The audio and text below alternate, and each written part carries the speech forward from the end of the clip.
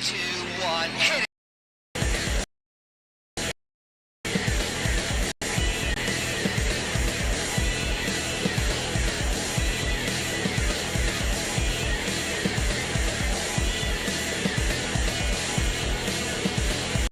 Stop trying to be normal. Stop trying to be clean. Stop living every day of life like a damn machine. Society's screwed up. It has gone insane. Stop seeing it as for the ones go with it down the drain.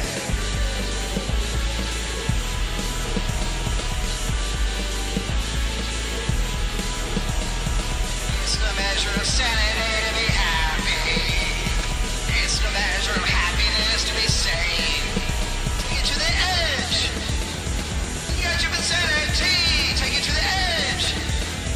The edge of insanity. Take it to the edge. The edge of insanity. Take it to the edge. That's right. My name is Paul Brumbaugh, and you're on the edge. I'm sitting here with old friend MJ Bulanti, better known, a.k.a. the artist formerly known as Mickey Joseph. That's correct. What's happening, my brother? Everything is good, Paul. Good to see you again. Good to see you. It's been a few years. You are a star of Redwood City, my hometown, brother. No doubt. You and I, no, you're the brightest star in that town, but it's good to see you back here in the Bay. Yeah. How's everything treat you, dude? Everything in Las Vegas is going very well. I can't complain about anything down there, man. It's great restaurants, good food, beautiful people, and I'm having a ball. And the weather's fine, and the traffic. You already told me that the thing you did not miss about the Bay was the traffic. Right. I just drove down here from Truckee, and when we got to Sacramento, that interchange, it was brutal. It was stopped, you know. Right. But that doesn't seem to happen in Vegas at 10:15 in the morning. No, it doesn't. No, You we just have a kind of very blow good- right through, right? Yeah, we have a very good freeway system. It kind of goes all the way around the valley in an oval kind of thing, you know. Right. And so one thing that kind of blew me away was that you just told me probably in the last 15 minutes, dude, I'm not even doing stand-up right now. No, I'm not. I had a very good career as a comedian. I got to the point where I was headlining at Harvey's in Portland and going to Indianapolis and working for Chicken Patty. I mean, I was doing a lot of West Coast headlining and stuff. And then I got cast in the Rat Pack is Back. Right. And so I started, I became an actor. All of a sudden, instead of driving to Modesto, for 150 and a cheeseburger, Right. I was driving every night to the Post Street Theater in San Francisco and doing a show. See, and that's probably the difference between you and I. I would always drive to Modesto just for the cheeseburger and not the 150. But it's true. But so that's good. So life is a different pace for you now. Yeah. I'm retired in a sense, but I got a few things going on still. I'm involved with this film, of course, about Vinny Favorito. Right. And you haven't stopped writing. I mean, that's really how you how you express yourself in a major way. You express yourself in a lot of different ways, but that's kind of your forte. Yeah, I'm my writing is what actually got me involved in that movie, but I am willing to help any comedian out there. I can watch a comedian now and tell you exactly what he's doing right and what he's doing wrong. That's right. Our phone lines are open now. The 800 line is here. Please subscribe to MJ Belanti's masterclass. Right? Whoa. That would be a masterclass. I don't know about, I can explain it very quickly. Well, it'd be great because this would actually be a great medium for you. Even if you were sitting in Vegas, you could be sitting in a basement somewhere. Yeah. We could pipe you in and you could literally have different classes. You were just talking to me about life hacks for comedians, how they could save some time if they were doing certain things. I was talking about how I used to have a little writing class for aspiring comedians, and I would give them little tips that would save them in their first year, like what's the etiquette at an open mic, right. What are your do's and don'ts, Yes. No gross out humor if you're in a food venue, Right. Things like that. It's funny because the first time I laid eyes on you was in Redwood City upstairs at that place. Yeah, the above the underground Right. at that time, but now And I it's the came hub. in and I didn't know anybody. I didn't know any of you guys. And you were standing there and you were giving those young comics a pep talk. Right. And I thought, wow, man, this guy is really doing his thing here, you know? Well, I enjoy comedy so much, and as you and I know, we can give pointers. You can't teach someone to be funny. You can give them the tools if they have it in them. You could write someone jokes and they'll get some laughs, but it's really their personality that is their way through this and navigating through this system. Yeah. Well, I learned from the great Kip Adada. Oh yeah. Yeah, he managed my career in 99, 2000, and then after 9/11. And then he was in LA. Yeah. Okay. Yeah, he was in LA, but I was living here in Redwood City. And why? Okay, so I know Kip, but what was he? He was on a show. What was he on? He did several, like, he did all kinds of Merv Griffin appearances, Mike Douglas, he had Carson appearances. So like that's what it 20, was. 30 of them. Okay, so that's where I ingested him somehow. Yeah, and he was famous for the fish song. He had a famous song that he sang. And About fish. Yeah, about Okay. fish. Okay. But what happened was he asked me, he called me. I worked with him for 3 weeks in Reno. Worked with him. And he called me up 2 months later and said, give me a name of a magician comedian. And I said, Todd Paul. And then about 8 months later, I'm talking to Kay Frazier, an old booker from Truckee, actually. And she said, you made Todd Paul's career. And I said, what? She goes, he's headlining in Atlantic City and Vegas and everywhere. And I said, I called Kip up and I said, what about me? And he said, you want me to manage you? And I said, yeah, I guess so. So I went down to L.A. and we had dinner at Dan Tana. Oh, really? Yeah. Dan Tana's And right. then I had a gig there that I was headlining, and he walked out. He walked out after my first 5 minutes. Really? Yeah, and he called me up and he said, you said fuck 5 times in your first 5 minutes. So he wanted someone who was network ready. He said, I can't work with you if you say fuck. And that's the way he operated. Every 2 or 3 weeks, he would call me up and say, wear a suit.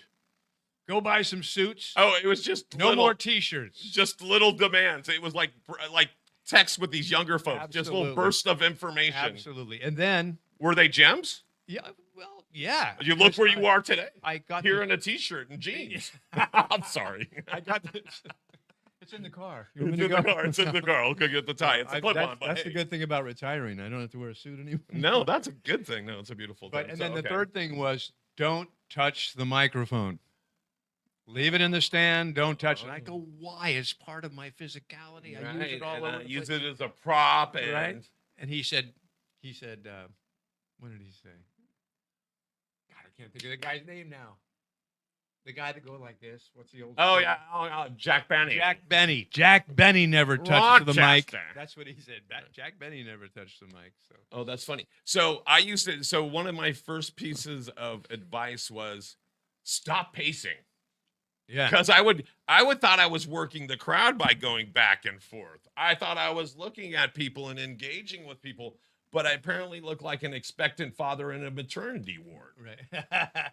Or like I was walking the line or something, but it was just back and forth and back and forth. They're like, slow down, you're distracting me. Yeah. I was like I was watching fucking Wimbledon on meth or something. I'm trying to think of some Bang, boom, analogy. bang. Right. And so it's like, holy shit. And so that was one. And then somebody told me at that time I was so heavy, they said, oh, move the microphone stand out of your way. And I go, well, yeah, because that's such an obstruction of Right. this facade. Right. I want anything that's going to cover this up.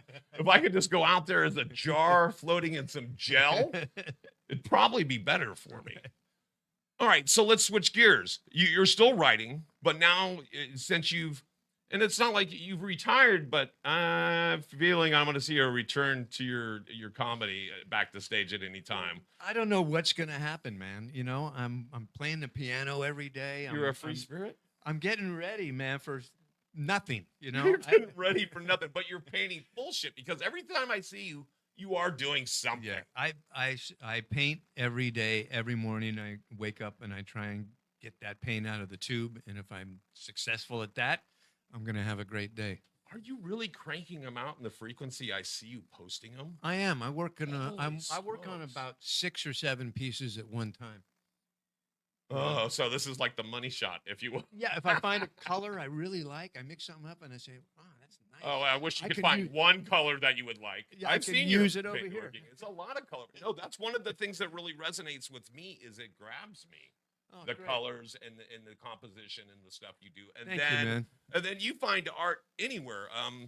I'm trying to think. The one thing you did was some girl you just saw and you're like, you started sketching her or something? No, I took a photo of her. I asked her Oh, permission. after that's right. Yeah, you weren't a And- creepy old guy in the parking lot. I was going to try and sneak the photo of her at the produce section at Walmart. But then I thought, that's too creepy, man. So I went up to her and I said, you are strikingly beautiful. I'm an artist. I'd love to take your picture and try and paint you. Yes, you can put the cucumber down. I just want your picture. No. And she was with her daughter. And she goes, I'm an artist as well. Yes, you can take my picture. Well, that's great because, and like I said, I was like, and that was from a snapshot that you took with your phone. And Yeah. so that just like blew me away. It's almost like I'd met her. I Right. felt Yeah. like I'd met her. That's the thing about the people I draw. Everybody says the same thing. Is there's a vague familiarity. But there's You know. also, what is, so you'll probably know because you're the artist. You remember Good Times. What was the artist that they featured in there that was the It was the character was Jimmy. it was supposed to be J.J. Walker, Yeah, right? I It don't was know supposed- who the real artist was, But I'd he like was a to real know. artist, but it was that kind of what's the It was word? physical. There was a lot of movement in the art. Yes, There a was lot of movement, a lot of color, a lot of vividness. Yeah, that was great. That guy was a great artist. Right. And so I see that a lot in your art. It just kind of grabs me. And it's, again, if you're on social media and you're just scrolling, but then all of a sudden, Right. that's kind of nice. Yeah, great. You can almost hear the tire marks. Oh shit. And so that's great. So But I would say my main influences as an artist was Mad Magazine, 1967. I got a subscription from my brother. Alfred E. Newman for you Right. kids at home. Look And then, that up. And then the Beatles album cover, Sgt. Pepper's. Okay. You opened it Yeah, up the and it had that composite. whole thing, right? And you can sit there and every time you look at it, you see something new. And thirdly, I would credit JJ from Good Times. Really? Yeah. Jimmy That, J.J. that Walker. had an effect on me as well, for Oh sure. my gosh. And he was, so I know you must have had some run-ins with him back in the day too. I worked with him in Reno in 86 or 87, and it was my first week at a major comedy club in Casino Town. And he was very nice to me. They That's- liked him. You probably have a million war stories. That's another reason you should get more stuff down on paper. But let's talk about your current project because that's really what brought us to the table today. Correct. You said you actually posted something on social media. How long ago was that on Facebook? What do you? That you originally posted that letter, that 14-page, didn't you? No, I posted an offer for anybody that wanted to read it Oh, to email me, and I sent it out. I think I sent maybe 95 different people received it. okay. So you said, hey, I'm workshopping, I'm working something, I'm writing something. If you want a copy, check it out. Send me your email. Kind of? No. Kind Pitch of. me. No, the film was already in progress. Okay, so you had already Yeah. started. So this document we're talking about, I wrote in 2014, Okay. as it was happening, as the things were going down. I was saying I got to document all of this. You got to document time, date, place, who, what, when, where. Right. And it was out of that at that time it was really out of necessity. It was. Survival. It was, in a sense, yes. I was thinking that this could end very badly for me, and I wanted my family to know what really came down. So I wrote this 14 pages as it was happening, and then over the years, I did go back and edit it a little bit Sure. here and there. And I thought to myself, well, I got ripped off for 35 grand. That's what happened. Right. I loaned it to the guy. I mean, it wasn't like he put a gun in my face. He talked me into it. I lost my train of thought now. Where was it? But you started writing this in 2014. Yes, I started writing in 2014, and these guys started making a film about him. And I was thinking I could sell this 14-pager to Playboy magazine and get some of my money back. Right. Just some short article or something like that. that you'll Or make some money. we could make a movie out of this. That's what I was thinking. Okay. Meanwhile, Brian Burkhart is doing exactly that in Las Vegas. Oh, really? Yeah. So And what so hap- how do you guys connect? How did those Here's what align? happened. Vinny Favorito filed bankruptcy, and he included all the street money that he had borrowed from all these friends in Vegas, about $1 million in total. Right. And Mike Weatherford and Brian Burkhart, the producers of the film. Now, Weatherford was a guy that we feared. He used to be the critic in Las Vegas. Oh, really? Okay. So they got a hold of me because my name appeared on the bankruptcy filing, and I heard from Brian, and I knew he was working with Mike at that point, so I immediately sent the 14-pager to both of them. And Mike called me the next morning, and he said, Mickey, I read it last night before bed. I got up and I read it again this morning. This is a fucking freight train, man. And Brian invited me to be in the film. And then they came up to San Carlos, the two of them, Right. and hired a cameraman here and recorded my segments in my bedroom up on Portofino at my mom's house. Okay. While I was taking care of my mom. Yeah. So that's the way it all came down. Wow. And I remember those days with you and you doing comedy up on the hill. Is that right? Right. So, Remember that? I had that, we doing the Pioneer Inn. yeah, the and- Pioneer. That was Exactly. really fun. That's how I met James Gleason, my good friend. Yeah, exactly. James Gleason. Now he's a comedian and saxophone player here in San Francisco. Shout out to James. Yeah. And so that happened. That was 2014. Now fast forward. Now it's 9 years later. Yeah. Or no, I'm sorry, 11 years later. 11 years later. And Brian has been working on this project all this time. We got to the point where we were looking at edited versions of the film. And one of the editors, we must have had 3 or 4 different guys working on this thing at different times. But one of them put stock music in. And I said to Brian, we can't release this film with stock music. You're going to be the, Laughing stock of new filmmakers. Right. And this is really his second film, I think. And you're in a fertile town. You're in somewhere like Vegas, and I don't even know where you're going with this, but you're in a great business. You're in a fertile town. Even here in the Bay, I'm thinking you could get original music that would just do the score. And we did. Really? See? Look at that. I produced the soundtrack for this film. Well, look at that. It was an underhand pitch to you, son, and you knocked it out of the park. We recorded it in Fremont at GFI Studios. Okay. Jimmy Goins. Okay. And Jimmy engineered it. And I pretty much made all the decisions as far as, is that what you want? Is that done? And then stood in front of guys like Tony Baker, the guitarist, for 4 hours. Oh, wow. And told them what I wanted. And these guys are normally, they would come and sit in the studio and they would have charts in front of them. But we got cats that were perfectly willing to create right there on the spot. Oh, that's good. And it really happened, man. I mean, even if you're not playing jazz, it's jazz, right? We all come together. We all play our instrument. We all do our thing. Exactly. And then Stephen Kuhn came in. He's a fucking great trumpet player. And you'll hear it. You'll hear the music in this film. It's really was a huge accomplishment, and it just fell in my lap, and I thought to myself, I can do this. I did it before on The Adventures of Scout Masters, a little short 20-minute film that I made. But I remember that. I remember you dressing up like a Scoutmaster. I still subscribe to your OnlyFans page. and as a matter of fact, one of those cuts Okay. from Scout Masters, with my father playing clarinet. Oh, really? There you go. Yeah, is in this film about Vinny. So I'll never quote someone else's joke without giving them props. I like to use some of your stuff with my parents. My dad's got dementia now. Oh, okay. And he's 80. My mom's 84. And I use a lot of the jokes with them that I remember from your set. They used to tuck me in and say good night. Now I say to them, good luck. Things like that. What was it? My dad's 96 and he texts while he drives. I don't have a joke for this. I just thought I'd let you know this is a PSA. And so a lot of these things I really stick out in my mind, and it's great because I can share these kind of things with my parents, and it's like the first time. He comes to a 4-way stop and he gets his phone and he says, whose turn is it? Well, the funny thing is, so I wrote a bit about my dad. We had given him my mom's downgraded iPhone at that time. He had he got an iPhone 8, and this guy was rocking like a steam powered flip phone before that, right?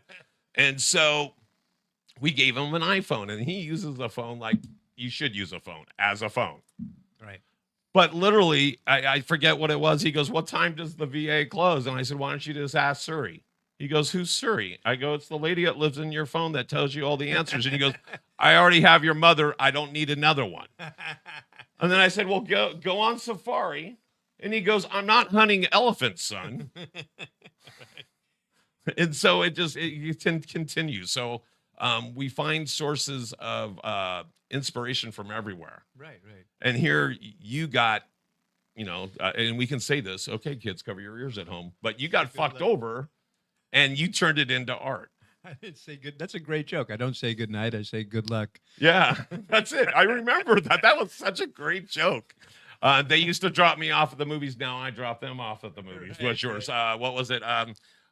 They used to change my diapers. Okay, you guys know. So it was all those. It was all those ones. I remember that you used to. So even when I was talking to Ralph about you, and I could share this, I know a comic that you've known for years, for longer than me. That's for damn sure. And he said he used to be so meticulous, and he would have boom, boom, boom. And I go, yeah. I go, even when he came to our gym, the Pioneer, or one of the places down in Redwood City proper, you had your list. Right. And you had your bullet points, and you were like, "I'm going to get all 100 of these in tonight if I get it, whatever I'm going to do." And so you're meticulous like that. Like you said, you're retired, but I see you painting. I see you writing. I see you constantly creating and doing stuff. I think rust never sleeps. There is a book that I read, and James Gleason was the guy who gave it to me. It's called The War of Art. And I recommend it to anybody who's having difficulty finding the time to be creative. It's a great fucking book. Okay. It really changed my life. And I'm being honest about it. The War of Art. It's a small book, small little segments of advice and just an easy read. I've read it 5 fucking times. Really? And so there's little gems in there everywhere, I'm guessing. Yeah, it's about foiling resistance.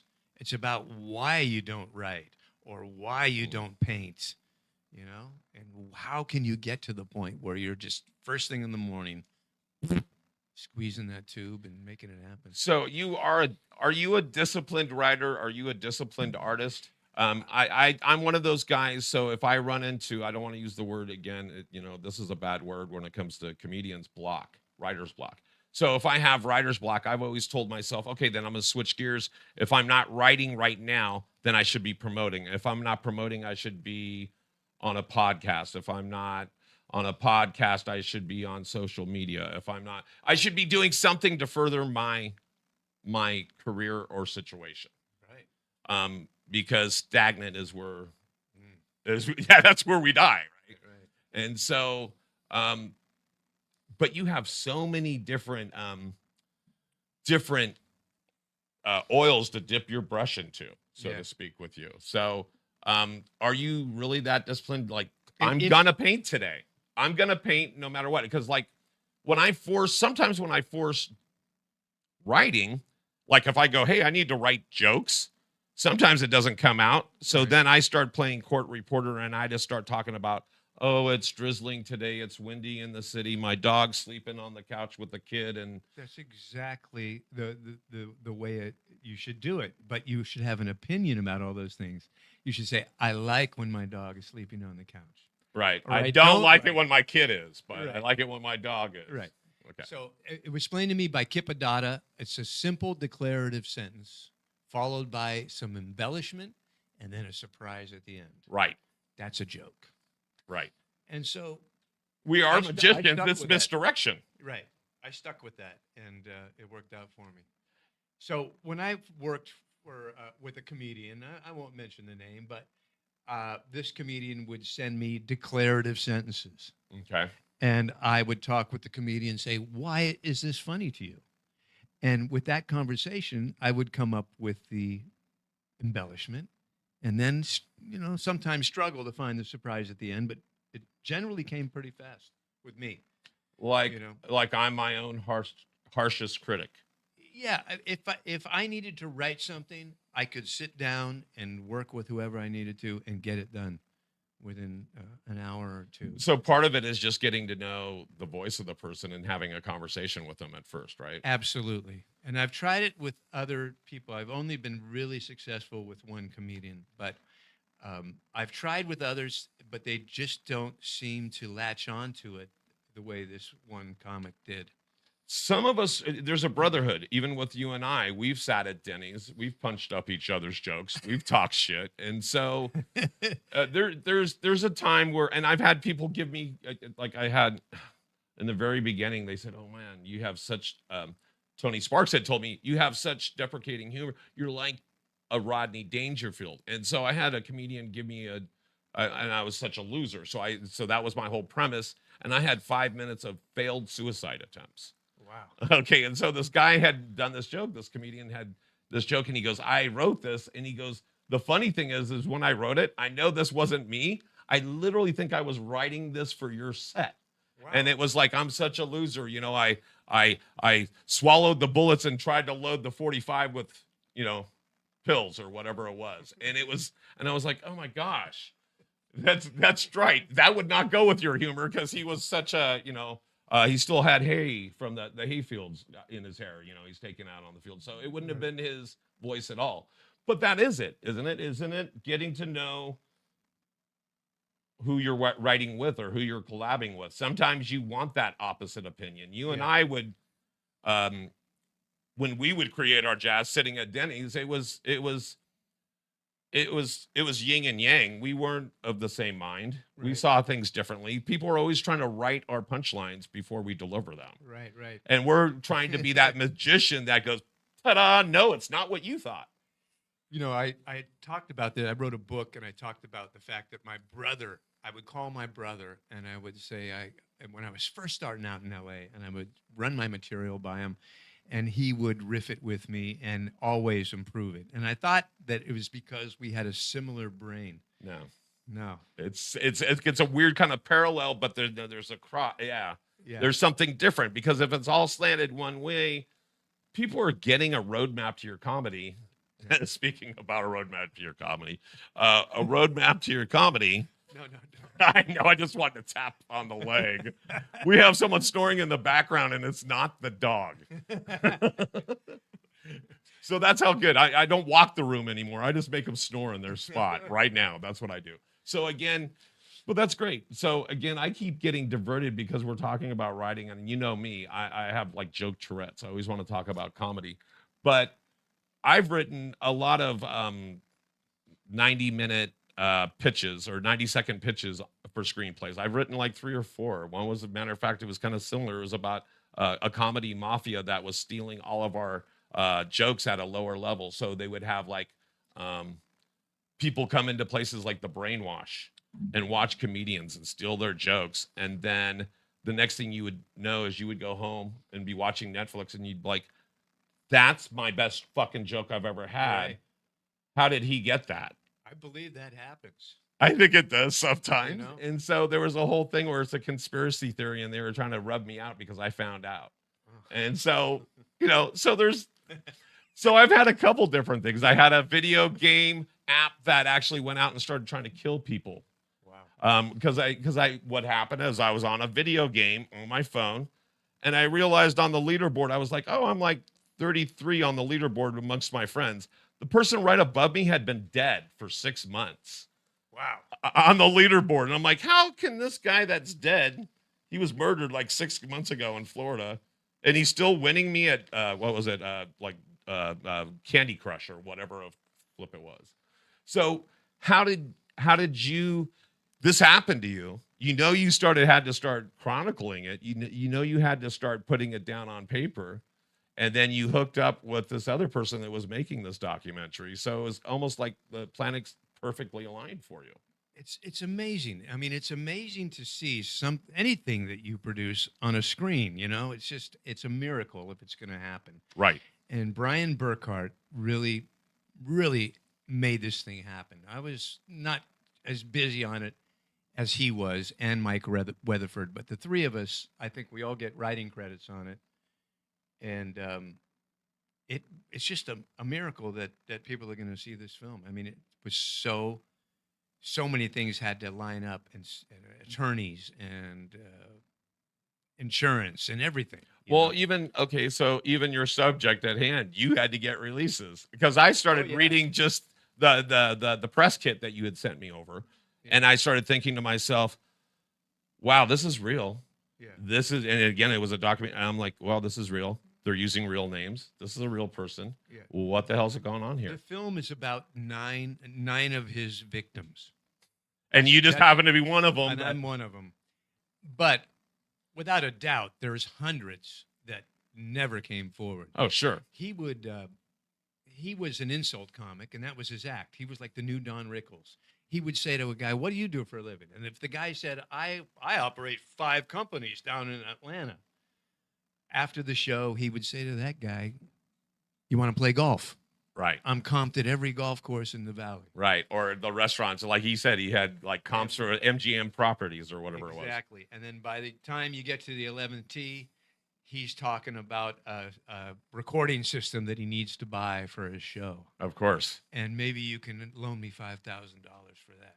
And he was really good. And I'll pay you back. And so that was really, you'll see a guy in the show, a gambler named Tiger Patel, say that Vinny looked for a victim every night in his show, in his showroom. Well, and then like you said, it was kind of like he was casing the joint whenever he was working. It was like he was casing.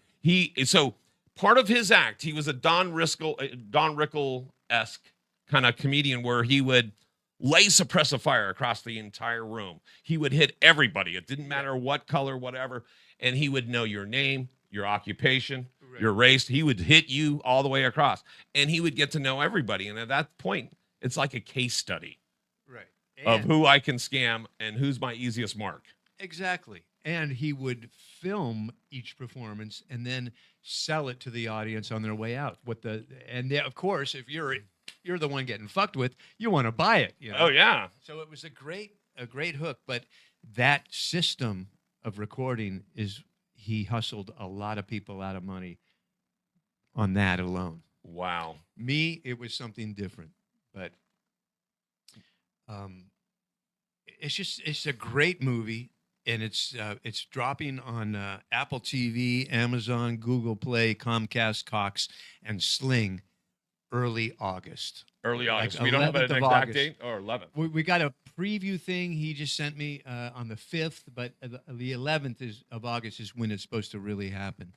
And I hate to crush the illusion of Hollywood, or in this case, downtown San Francisco, but we are pre-recording this. So hopefully if we get closer to that date, we'll include a trailer. We'll drop it in here or something. Excellent. Okay. So we'll like they say, we'll take care of that in post. Great. It's a fantastic movie, and Jimmy and I created all the music. It's a dream come true. You know, it's my life as an artist has gone in so many fucking directions. You know. Right. And I'm really glad that you have the time to really enjoy it, because you always have been on the grind. And it seems like even though you're constantly busy doing things, you're doing the things that you really enjoy. Yeah. And that aren't responsibility filled. Right. Because you've had a lot of responsibility over the last 20 years. Yeah, man. You had parents that were, elderly and going through a lot of different stuff. And it's like, well, I was a single parent too, from the beginning. Raising those 2 kids. Right. And so, sorry about that. No If problem. people are dying to learn more about your book, they want to know, or your documentary, where we can download it. Not yet, folks. Stop calling. But that's what it is. And so now you're being able to enjoy yourself and do kind of things. And I went to Thailand. yeah, that's So what my segue I'm was. Thank you. 68 years old, so Thank you. it's time to. I got a cheap flight, a good one, Right. And I went, man. And my godson picked me up at the airport in Bangkok. Okay. Took me to Pattaya. I Okay. stayed there for 24 days. Now, is it just somewhere beautiful to visit, or is it somewhere you would maybe like to live? Or No, I don't think I'd want to live there, but it is a lovely place to visit. no discussion at all of anything political. No Trump, no nothing going on there. It's a kingdom. I watched the Super Bowl in Thailand. It was on at 6 a.m. on Monday morning live, Right. but no commercials. The king probably doesn't want that much American influence to leak in. It's a kingdom, man. You don't fool around. And very strict rule about underage women. Very strict about that. You don't want to mess with that. The Well, king, no, the that's king is good. like off with his dick. You All don't right. wanna No, hear that. that's good because we've heard stories. Right. And everybody thinks they can just run amok. It's kind of like renting a hotel room when they go to another country. We can just mess it up and let room service clean it up, right? It's not that way. I'm telling you, it was on my bucket list. I have no regrets, and I'll tell you the truth: if you don't like pot or pussy, You're in the wrong place. Don't go to Thailand. fucking Thailand. Well, okay, so there's no problem. You did enjoy your time there because you enjoy both of those. I absolutely. It was incredible. It really was incredible. And my Filipina girlfriend asked me when I got Filipino? home. Yeah, she said, "How many girls did you fuck?" How many? Fuck. I said, "Well, I was there for 24 days, and I had one every day, so 24." No.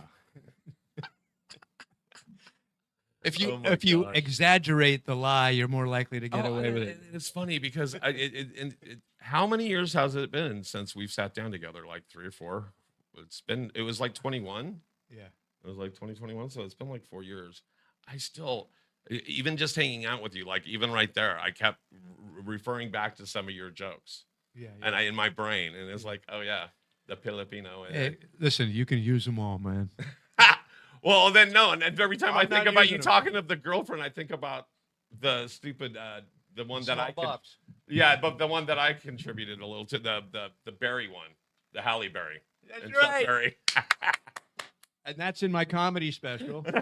Is it? Yeah. Oh, good. I recorded a comedy special. It's on Open Bar Comedy. Oh, really? You Mickey did it on the Joseph. board? Right on. Okay. Woofa Woofa. Woofa woofa. Yeah, I still have my W-O-O-F-A. woofa woofa shirt, and I still have my your Corleone book. See, You I'm the gave me man. that fucking line, dude. I'm telling you, that's funny. That's That was one a of the great ones. line. Chuck Berry. That was Halle worth an Berry. order of fries at Denny's or whatever. It was definitely worth it. Okay, so where do we go now? We have this happening in August, so we're gonna watch that drop. What else can you share about Thailand? Because that wasn't enough for me. So what was your highlight of Thailand? Well, And I'm gonna put up while he's talking for a second, guys. I am gonna put up our social media, and that way I can tap on the snoring dogs thing. But there was a Avenue 12 connecting my place where I was staying to the beach, and so I would walk down Avenue 12 every day, and there was a massage parlor there with a bunch of women sitting out in front, as it is. Every 3 doors there's 12 women sitting out in front of a massage parlor. right, And so I had to walk past them every day. And so I've discovered that physical comedy really works. Puns don't work. Sarcasm doesn't work. Nothing works but physical comedy. right. And so pretty much I was, I was a mime years ago. So I was doing mime stuff as I would walk by them. And the first day they laughed, the second day they laughed, and a couple of cell phones came out. The third day I see her peeking, and she ducks in and she tells everybody that I'm coming, and all of them had their cell phones out recording me. Right, and I'm doing the drunk walk and pulling myself down the street, Right. doing all this shit. I'm So- in a box. I'm going up and downstairs. I'm doing all this. But my favorite one was I would always walk behind the couch and pretend like we had stairs that went down. People would be like, "What the hell's going on there?" Exactly, and So- they've never even heard of Marcel Marceau. You know what I mean? So- By the way, folks, kids out there that are studying the art of comedy, you definitely have to check out mime, which is pantomime. Okay, guys, look at that. I had to explain to yeah. certain people. I can't handle it when the younger kids are going, I don't know who Robin Williams was, or I don't know who Richard Pryor was. And it's like, wait, hold on. You're a 20-something-year-old black comedian in the Bay Area, and you don't know who Richard Pryor was. He had vulnerability, man. That's the key. In No, my it mind, is, right? it really is. And every You need to have vulnerability to be a successful comedian. If you look at Pryor, Jackie Gleason, Carlin, not so much. Yeah, he was more scripted and written out and really Yeah, professional. he was more, I know it all. But if you play it the other way, I think an audience really loves you, Right. So I think what I heard the other day, and I'm trying to cite who it was, it might have been Dana Gould, but he was literally saying that when you're the same off stage that you are on stage, it's if that personality, if there's not a change. I used to say, and I still kind of do it. I'm only 16, almost 17 years in. But I used to say, man, especially when you're talking about somewhere like the Brainwash, where your stage was a pallet of wood, right? And so I could go, something happened from this far of a step, literally just one step up, and all of a sudden my attitude would change. And it took me so many years to shed a lot of that and to be myself. And I think it was more of the things like what we were talking about earlier, where I'm just being a speaker. I'm not trying to force jokes or an agenda down someone. Even like in the writing classes and talking to people and stuff like that. I'm in my element. Yeah. And I'm able to relax and be myself. And that's where the funny happens. Right. And that's where the vulnerability happens. That's where the reflection happens. That's it, man. I've stood on many pallets in my career. Right. Many. And that's there was a club in Davis, a college beer hall, and they had a microphone on top of a picnic table. Okay, I got you. Stand on a picnic table. Shit. And that was your stage. That's great. But the money was always right back in the day, When I came up, man, in the Bay Area, there weren't enough comedians for the amount of work that was here. Really? Oh, yeah. Yeah, as soon as you had 15 minutes, no more day job, Jack. Wow. That's how busy it was. I'm not exaggerating either, man. You worked. Yeah, there was clubs, there was work, there was gigs. Yeah, there was one-nighters everywhere, and they all paid. And that was here in the city in the Bay, pretty much. And it's funny because, for all my career, I'm using finger quotes, for all my career, I've literally been told, oh, well, if you want to work out, you stay in San Francisco because there's a lot of fertile stage time. You can get open mic or whatever. But if you want actual work, LA. Yeah. Or Chicago or New York or whatever. I would think New York. Right. New York is pretty much all paid sets, I think. You don't find an open mic there where nobody's getting paid. I don't know. I really don't. And I think that flexes every few years, right? Because the influx right now in the Bay Area, I think there's 400 comedians on the grind. And when you start thinking about how much stage time, even if it's just open mic time, it's like it was when I started 15 years ago, where you have to spend 4 hours, get 3 minutes each stage, or 4 minutes or 5 minutes each stage, and do that 3 times in a night just to get your workout. I think I counted in the heyday when I was coming up 13 full week comedy clubs in the Bay Area, in the San Jose. Wow. No way. Yeah, not a chance now. Now in San Francisco, we're really fortunate because we have a comedian that's a club owner. Shout out to Stroy Moy and The Function here in San Francisco. But until then, all we had is Cobb's, Punch, and now The Function. Otherwise, it's one-offs. Yeah. And so 13. At one point, we had an improv down on Mason Street, Improv Comedy Club. The Holy City Zoo, of course. Right. Punchline, Cobb's. San Jose had 3 clubs, I think. And then Tommy had 3 clubs out in the East Well, Bay. even places that are still here that are not featuring comedy anymore is like Bimbo's. Right. Bimbo's used to do a lot of comedy. There used to be a lot of stuff filmed there. Right. A lot of the bigger venues in North Beach, I'm trying to remember, there was a lot of the first like HBO 1.5-hour comedy specials with people like Chappelle and Dana Carvey and Dana Gould and stuff like that were all done here in San Francisco and North Beach. And I forget, it was like Kabuki. The Kabuki was here. There was certain things in North Beach where they would film things. Those things are either strip clubs or buy a slice, or they're boarded up. Yeah. It's sad. Shit, man. Things are changing, Right. And so now there's not enough. So now we're back to where we were, where we have to make our stage time. You were asking me if I was producing shows. Holy shit, I should be if I want to get stage time.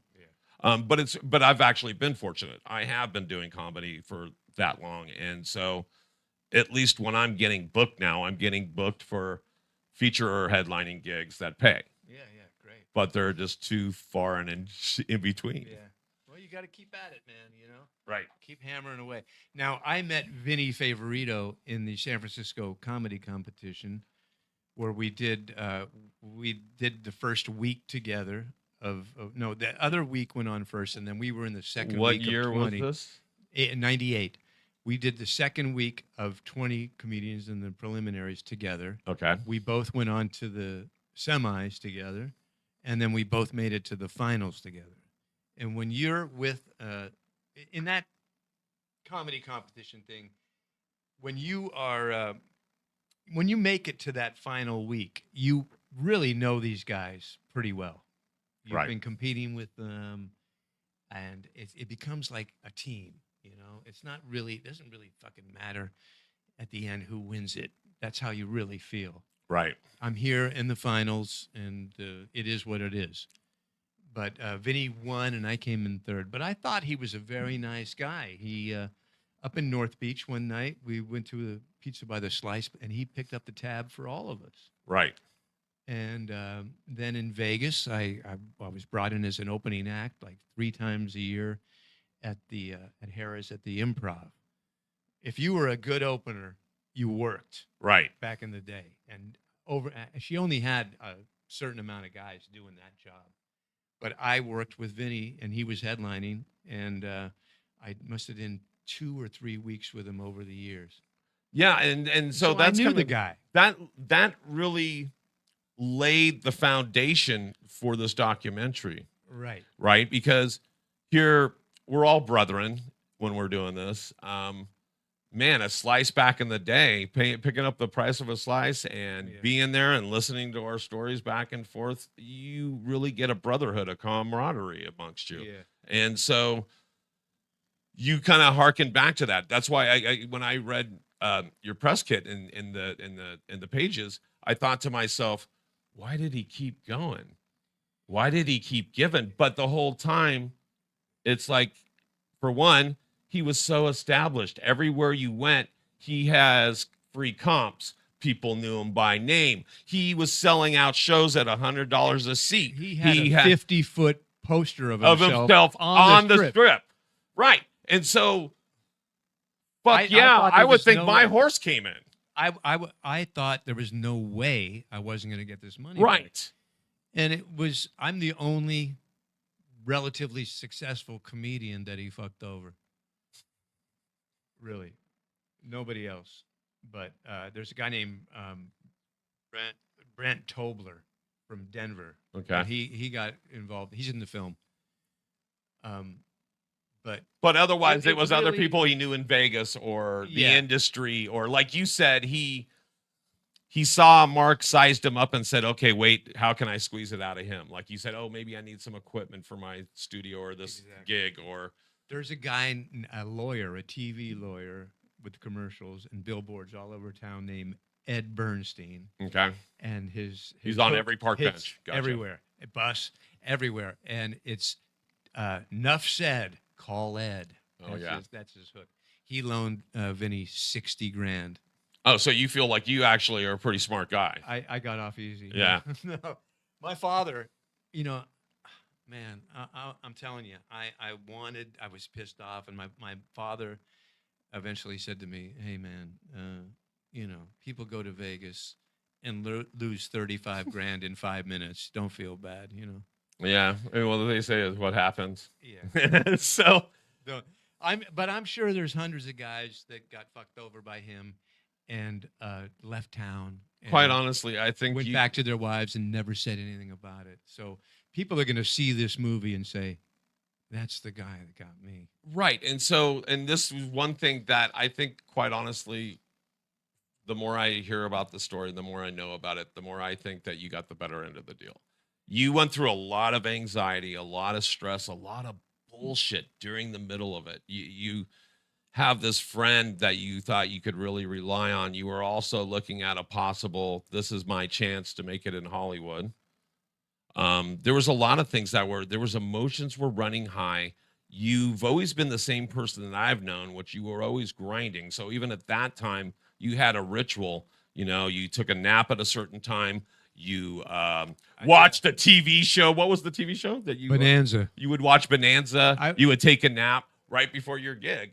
You had a ritual. This guy really disrupted the fuck out of your life. Yeah. You were worried about him putting a hit on not only you, but your dog.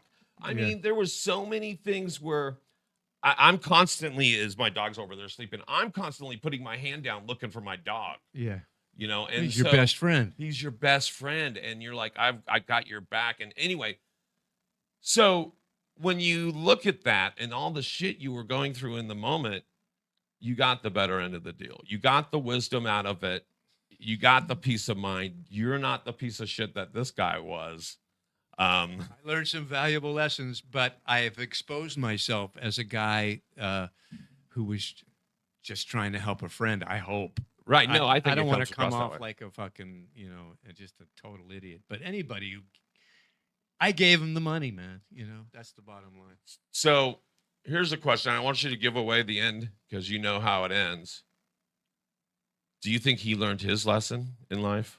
Absolutely not, because I saw. I like a villain. I like to know when the villain, if they wear a black hat, I'm good because I know that's the villain.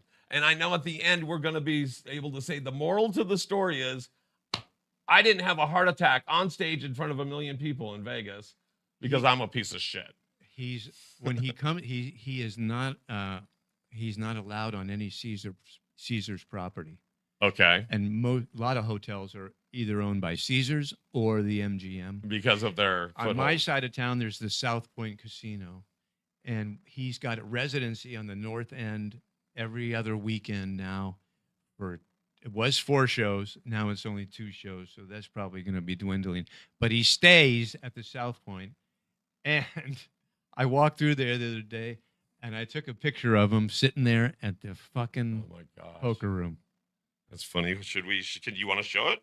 I don't know if we should. No, then you don't have to. Okay. So that's why I asked, because I was going to say you could show. Here's a quick look. Well, I was going to let you show to the again. But here we go. So here's the other thing is, so he's still around. oh, well, good. And And, he so in doesn't- he another doesn't week, know- he'll be working boat shows with Hasselhoff, right? Yeah. Okay. And in county fairs. And Well, we'll see. Here's the one thing that Vinny could do. he'll be opening for, what's his To name? get Tony us- Clifton. If he was to go to Gamblers Anonymous and say, I want to be your poster boy, that would give him his career back. Because that was, Anything else, there's no way. oh, he'd be Any like any money Rosie he O'Donnell with Jenny Craig or something like that. So it'd be like the perfect alliance and partnership if we put him with like Gamblers Anonymous or Absolutely. Hungry could save- Slots, he could the Hungry save his- Slots app, and we have that dude. He could save his career if he. Well, in the movie, he says, "I fucked up. I'm a piece of shit." He Oh. says that, Okay, but to to say, but he has to to actually say, make I've amends. learned that I got to stop gambling. That's what he's not saying. So Okay, so and I was going to ask you what was the vice, because when you're conning money, sometimes it's always a power thing. It's always like, oh, I can do this. I'm make this happen because there's a thrill in it, right? right. It's like stealing a piece of candy from the store. You get this little thrill. But wow, it just torments your soul. But I guess I was wondering what the end game was for him. It wasn't drugs. It wasn't necessarily alcohol. It was Gambling. gambling, because you're Trying in Vegas. to win, man. Oh man. And I tell people that are drug addicts in San Francisco, they go, how can I get off the fentanyl? Move the fuck out of fentanyl city. Yeah. Go move somewhere where this shit isn't readily available. Yeah. And if If you have a problem with gambling, get the fuck out of Vegas. no shit, right? No doubt. But they have those numbers for Gamblers Anonymous all over the casino, like at the ATM. If you go to At the ATM. it's right above the ATM. It's okay. They remember it because that's my PIN number. Is the number for the place. So, okay. Also, I want to tell you one thing that I learned from this whole experience Mhm. is that if anybody ever says to you, "I swear on the souls of my children," you should wind up and kick them in the balls as hard as you fucking can. Yeah, and That's so some good advice. and I know I'm never gonna quote that to you. Please don't. Yeah, no, because I've read the warning. I've read that there's a disclaimer at the beginning of this that says this about with Mickey Joseph at the beginning of his segment. It's like, yeah, there's a disclaimer. Don't quote that shit to me, or don't even fuck with me. No, yeah, that's the kind of stuff he would say, and it didn't register with me. But anybody who puts their fucking children's souls into a business deal is crazy. Right, saying I on my parents, on my grandparents, on any part of your family, really. And it was the eyes of his mother too. I swear. The eyes of his mother. Oh, and yeah, and how many times you saved the mother? Yeah, okay. Right? So First car accident, then she rolled over the median. And then at the one time, I thought you were like actually literally thought you threw the money over the fence for her, but you actually brought it to the door or put it under a doormat or something. Or no, I think I popped it over the. Here's what happened. There was another guy named Chris Moon, a poker player, professional gambler, who was getting the same hustle as I was at the same time. And nobody was sharing this information because if anybody had been talking about it, Right. or that guy's a snake. And that's another reason why they brought me into the film, because our stories paralleled each other so well. almost perfectly. But you both finally At the same told. time. Yeah. Told about it though. But you guys actually, there's so many people like there's so many people that have not come forward. Oh, And they're going to see this, and all of a sudden there's going to be like a class action lawsuit. Absolutely, man. And so if he, what did he say on his bankruptcy, that it was like $1 million Yeah. that he's grifted from people in Vegas? That's just the people from That's the film. people that he's on record with. Right. So he probably grifted. There's hundreds of guys that got ripped off and left town and were embarrassed about it, as I am, and never did anything, never said anything to anybody. Just took it. They say like there's only like 10% of sexual abuses and stuff like that are reported, and people getting grifted is probably even less. So I don't know. It's probably right. It's probably some astronomical number. If it was $1 million, it was probably 10. Right. So Chris Moon put together a class action suit. And Oh, he did. There you go. All these people, and all of it is happening in 14 and 15, the same time I was getting. See how well I'm kind of in tune with what's happening here? You are, baby. I'm telling you. So, my gosh. So when this thing drops on the scene, I think it's going to go viral. I hope so, because, man, that would be great, because then we're going to make some money. This is the only chance I have to get my 35 grand back, goddammit. Yeah, I want to know why you're at Edge Studios online instead of on CNN right now talking about this. But that's great that you're here, because now I can say it. Now, but you broke the story, pal. We broke the story. What else can we talk about before we go? I know you have a lot of things going on. There's your art. There's your writing. You're not performing right now.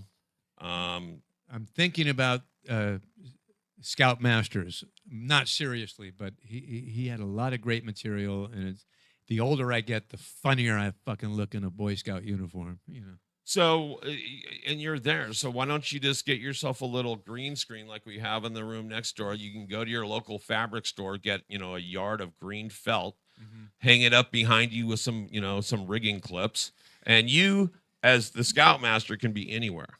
Right. You could be on the moon. You could be at the pyramids of Giza. You could be anywhere. Right.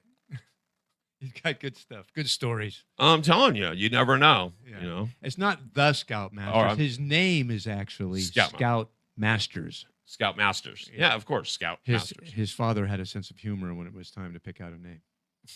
Jerry Masters. So Scout Masters. So then you could literally put him anywhere in any environment, and I would think it's endless. Well, a very funny comedian named Doug Starks was working on a pilot episode of In and About Las Vegas, things you can do in Las Vegas that don't involve gambling or the Strip at all. Oh, that's kind of cool. And so we went to 3 different locations, and he had Scout in the background, and then come forward and correct him on one or 2 points that he made. Oh, that's funny. Yeah, it was good, man. And Doug is a really great guy.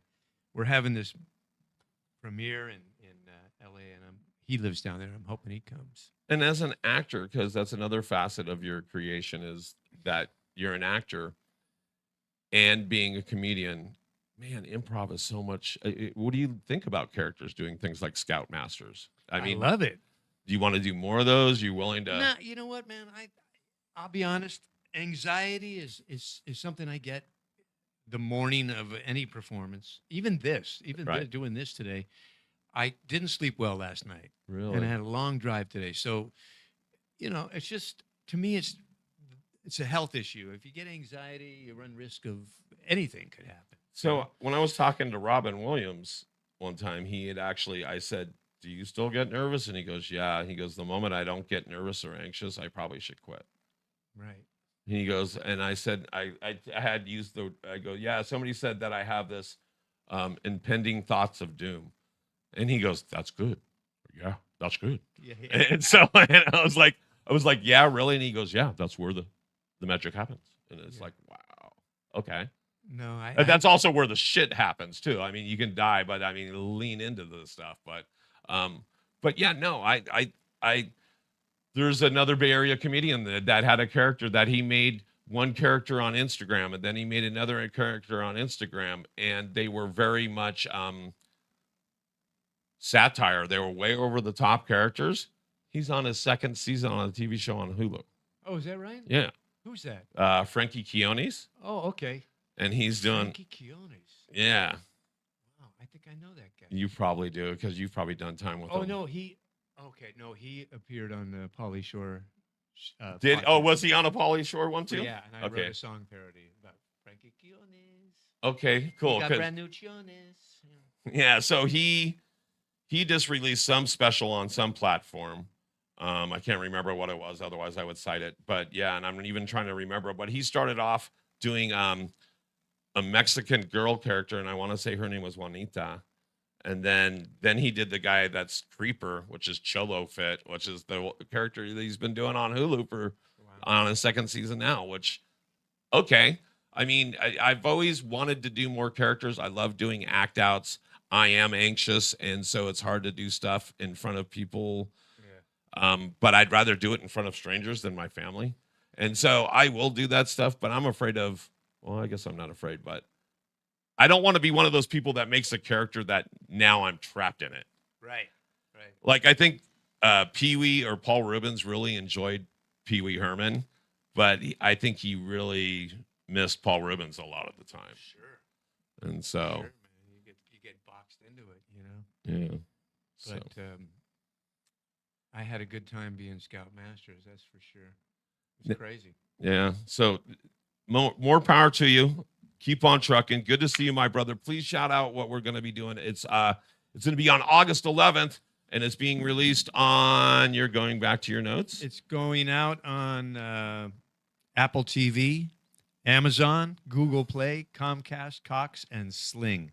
Distributed by Zach Stamponi at Scantina and Rosner Films. And we're very excited. Please watch the movie. And I think you're going to really dig it. Cool. Look up at that camera and shout out anything or your socials or anything you got coming up that we need to know about. You can see my artwork on Artist Bulanti, ARTIST BULANTI. I'm on Facebook as MJ Bulanti, and I love to hear from you. And It's just like your lower thirds right there. God bless, baby. So Mickey Joseph, good to see you, my friend. Thank you very much. Thank you. You guys, it's just been another episode. That's what we're doing. The Edge of Insanity. Please make sure to go check out our podcast wherever podcasts can be seen. There's the websites.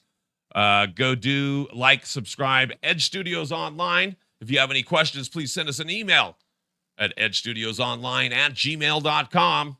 And here's something that pays the bills. We'll see you guys next time here on The Edge.